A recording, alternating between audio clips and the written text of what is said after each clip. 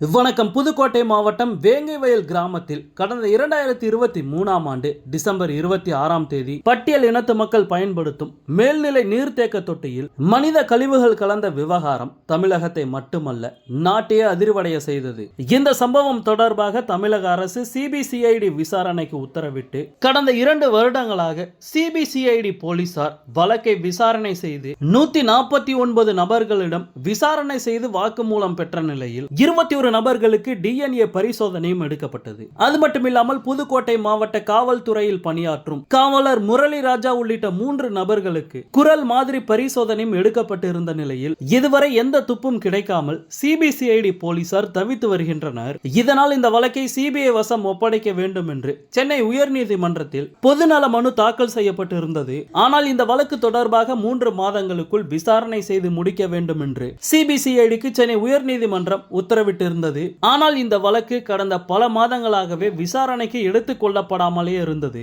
இந்த வழக்கில் ஒவ்வொரு வாய்தாவின் போதும் சிபிசிஐடி போலீசார் மேலும் அவகாசம் வேண்டும் என்று நீதிமன்றத்தில் கேட்டு வாங்கி வந்தனர். இந்த நிலையில் நேற்று தமிழக அரசின் வழக்கறிஞரே தலைமை நீதிபதியிடம் வேங்கை வயல் வழக்கை சிபிஐ வசம் ஒப்படைக்கக்கூடிய பொதுநல வழக்கை விசாரணைக்கு எடுத்துக்கொள்ள வேண்டும் என்று கூறியதை தொடர்ந்து வரும் 23ஆம் தேதி அதாவது நாளை இந்த வழக்கு விசாரணைக்கு எடுத்துக் கொள்ளப்படும் என்று அறிவிக்கப்பட்டுள்ளது. மேலும் இந்த வழக்கு தொடர்பாக கடந்த 2 வருடங்களாக சிபிசிஐடி விசாரணையில் எந்தவித முன்னேற்றமும் இல்லை என்று பல்வேறு அரசியல் கட்சி தலைவர்கள் மற்றும் பல்வேறு அமைப்புகள் சார்பில் தொடர்ந்து தமிழக அரசு மற்றும் சிபிசிஐடி மீது பல்வேறு சந்தேகங்களை எழுப்பி வருகின்றனர். இதனிடையே புதிதாக கட்சி தொடங்கியுள்ள நடிகர் விஜய் 3 வருடமாக போராட்டம் நடத்தும் பரந்தூர் மக்களை சந்தித்து ஆதரவு தெரிவித்தது அரசியலில் பேசுபொருளானது. அதே போல வேங்கை வயலுக்கும் அவர் செல்ல உள்ளதாக தகவல் வெளியாகியுள்ளது. இந்த நிலையில் வேங்கை வயல் வழக்கு முடிவுக்கு வரும் என்று எதிர்பார்ப்பு அதிகரித்துள்ளது. 23ஆம் தேதி சிபிசிஐடி போலீசார்